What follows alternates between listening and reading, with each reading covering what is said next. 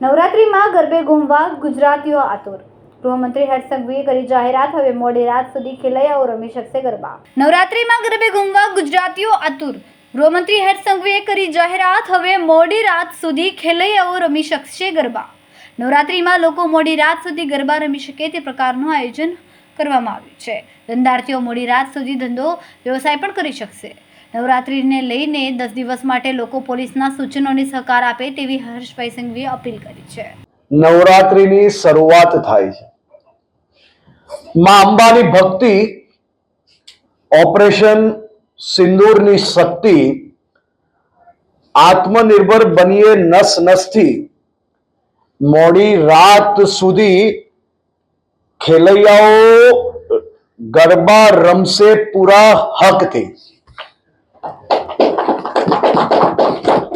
ગુજરાતની ધરતી પર માં અંબાની ભક્તિ કરનાર આ લાખો ગુજરાતીઓ મોડી રાત સુધી ગરબા રમી શકે તે માટે સંપૂર્ણપણે વ્યવસ્થાઓ કરવા માટે ગુજરાત પોલીસના સૌ જિલ્લા વડાઓ અને શહેરના વડાઓને સૂચના આપવામાં આવી છે.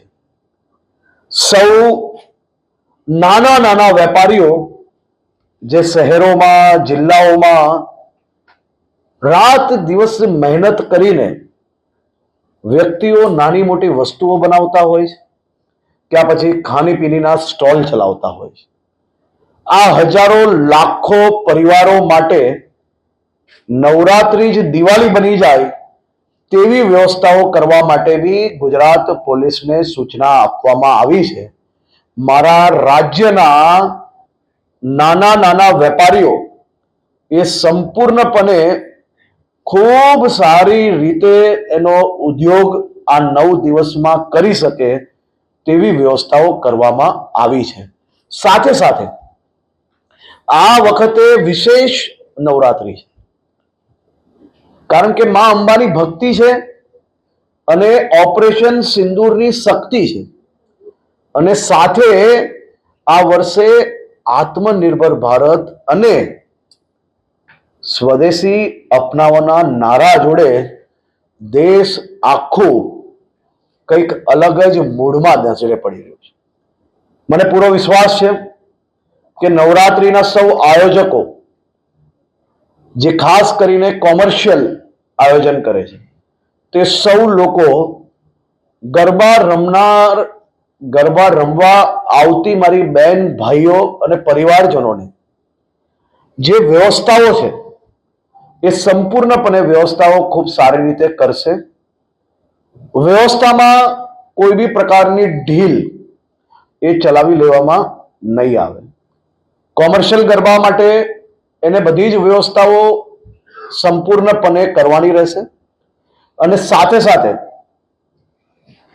આપણા રાજ્યની સંસ્કૃતિ, માં અંબાના ગરબા અને નવરાત્રીના આ 9 દિવસ જ્યારે લાખો લોકો માં અંબાની ભક્તિમાં આવતા હોય છે, ત્યારે કોઈ બી પ્રકારની ભક્તિને ખલેલ પહોંચે તે પ્રકારના ઘટના કે એ પ્રકારના ગીતો એ ચલાવી લેવામાં આવશે નહીં. આ આપણી સંસ્કૃતિ છે અને આ સંસ્કૃતિ આપણે સૌએ જાળવી રાખવી એ આપણી જવાબદારી છે. આપ સૌને નવરાત્રીની ખૂબ ખૂબ શુભકામનાઓ, અને ખેલૈયાઓ પૂરા મનથી ગરબા રમી શકે તેવી વ્યવસ્થાઓ આપણે સૌ લોકો સાથે મળીને કરશો. સૌ લોકો પૂરી શક્તિથી, પૂરી એનર્જીથી ગરબા રમવા જાઓ. કોઈ બી પ્રકારની ચિંતા કરવાની જરૂર નથી. આ બધી જ સમયની વ્યવસ્થાઓ આપણે લોકો કરી રહ્યા છે. પરંતુ મારી બધી જ બહેન દીકરીઓને ખાસ કરીને વિનંતી છે કે કોઈ બી જગ્યા પર નાની એવી બી તકલીફ તમને નજરે પડે